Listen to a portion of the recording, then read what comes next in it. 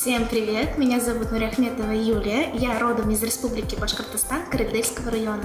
Закончила музыкальное училище имени Петра Ильича Чайковского на факультете хорового дирижирования. Музыкант, хормейстер Юлия Нурахметова в проекте «Школа с акцентом» будет отвечать за оптимизм. В Юлиной семье принято весело с песнями и танцами отмечать праздники. С нетерпением ждем ее рассказы о башкирской культуре. Башкиры любят очень праздники.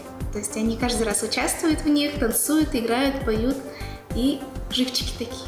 В проекте «Школа с акцентом» я бы хотела пройти обучение на съемки и видеомонтаж коротких видео для того, чтобы пропагандировать свою национальность, показывать наш колорит и еще узнать другие национальности, в чем их заключается изюминка.